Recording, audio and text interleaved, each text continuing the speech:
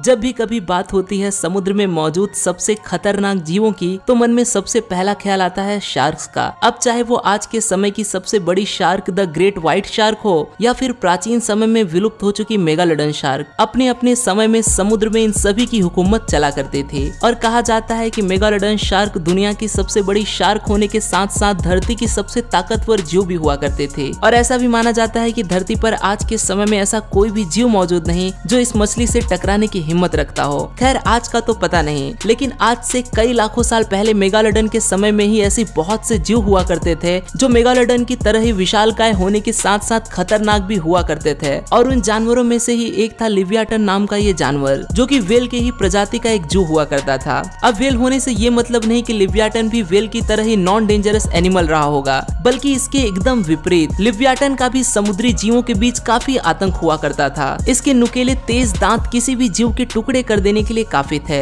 अब ऐसे में इस बात की भी काफी संभावना है कि समुद्र में आतंक मचाने वाले इन दोनों ही जीवों का कभी न कभी तो सामना जरूर हुआ ही होगा। और अगर ऐसा हुआ हो तो इस मुकाबले में आखिर जीत किसकी हुई होगी। तो चलिए दोस्तों जानते हैं क्या होगा जब समुद्र में ये दो दानव आपस में टकराएंगे। तो जैसा कि हम सभी जानते हैं कि मेगालोडन दुनिया की सबसे बड़ी शार्क हुआ करती थी, जिसका आकार होता था 18 मीटर। आपको आकार के कंपैरिजन के लिए बता दूं कि आकार इतना बड़ा था कि इसमें आज के समय की सबसे बड़ी शार्क द ग्रेट व्हाइट भी 3 बार समा सकती है। और वहीं अगर बात की जाए इसके वजन की तो वो था करीब 65 टन, जो कि ग्रेट व्हाइट शार्क की तुलना में 50 गुना ज्यादा है। अब एक हाथी कितना वजनी होता है ये बात मुझे आपको बताने की जरूरत नहीं, लेकिन क्या आप जानते हो कि 10 बड़े हाथी मिलाकर भी मेगालोडन के वजन की बराबरी नहीं की जा सकती। और अगर इसके दांतों की बात की जाए तो मैं क्या बोलूं, आप खुद ही इस पिक्चर को देखकर इसका अंदाजा लगा लीजिए। यह है विलुप्त हो चुकी मेगालोडन शार्क का एक दांत, जो कि एक आम शार्क की तुलना में काफी बड़ा है। अब इतना सब जानने के बाद मन में बस यही ख्याल आता है कि इतने खतरनाक जीव के साथ कौन लड़ेगा भला। लेकिन जरा रुकिए, क्योंकि लिवियाटन भी किसी से कम नहीं, और लिवियाटन की लंबाई भी मेगालोडन की जितनी ही यानी कि करीब करीब 18 मीटर लंबी ही हुआ करती थी। और इसका वजन भी 57 टन के ही आसपास हुआ करता था। मतलब एक बात तो साफ है कि लिवियाटन वजन और आकार में मेगालोडन को पूरी तरह से टक्कर देने की काबिलियत रखता था। लेकिन समुद्र में किसी भी जीव का जो सबसे बड़ा हथियार होता है वो है उसके दांत। और मेगालोडन के दांत कितने बड़े हुआ करते थे ये बात तो मैं आपको पहले ही बता चुका हूँ। और इसके 3 मीटर तक लंबे जबड़े में कुल 276 तेज धार और नुकीली दांत हुआ करते थे। लेकिन अगर बात की जाए लिवियाटन के दांतों की तो वो आकार में मेगालोडन के दांतों से काफी बड़े हुआ करते थे, जिसका साइज था 36 सेंटीमीटर, यानी कि मेगालोडन के दांतों की तुलना में 2 गुना ज्यादा बड़े थे। हालांकि गिनती में इनके पास सिर्फ 40 दांत ही हुआ करते थे,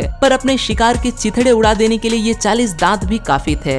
फिलहाल के समय में धरती पर मौजूद जितने भी जीव हैं उन सभी में मगरमच्छ की बाइट फोर्स यानी कि काटने की क्षमता सबसे ज्यादा है। और कहा जाता है कि मेगालोडन की काटने की क्षमता मगरमच्छ से भी 2 गुना ज्यादा हुआ करती थी। वहीं लिवियाटन की बाइट फोर्स की सही जानकारी किसी के पास नहीं। इतने बड़े दांतों को देखकर ये कहना गलत नहीं होगा कि हो सकता है कि इसकी बाइट फोर्स मेगालोडन से भी ज्यादा हो। कोई पुख्ता जानकारी न होने की वजह से इस बात का तो सिर्फ अंदाजा ही लगाया जा सकता है। और समुद्र की गहराई में दूसरी चीज जो एक लड़ाई में सबसे ज्यादा काम आती है वो है किसी जीव की रफ्तार। और इस मामले में शार्क से ऊपर कोई दूसरा जीव नहीं। और मेगालोडन की स्पीड तो आज के शार्क से भी 2 गुना ज्यादा यानी कि 56 किलोमीटर प्रति घंटे के करीब हुआ करते थे। और वहीं लिवियाटन 45 किलोमीटर प्रति घंटे की रफ्तार से तैर सकता था। अब बेशक चाहे रफ्तार के मामले में लिवियाटन मेगालोडन से पीछे हो, लेकिन ये मेगालोडन से ज्यादा लंबे समय तक अपनी रफ्तार को बनाए रख सकता था। अब अगर बात की जाए दोनों ही जीवों की खासियत की तो मेगालोडन की सूंघने की क्षमता काफी तेज हुआ करती थी, और वहीं लिवियाटन 2000 किलोमीटर दूर की आवाज को भी आसानी से सुन सकता था। यहाँ तक कि वो मेगालोडन के मुकाबले काफी बुद्धिमान भी हुआ करता था,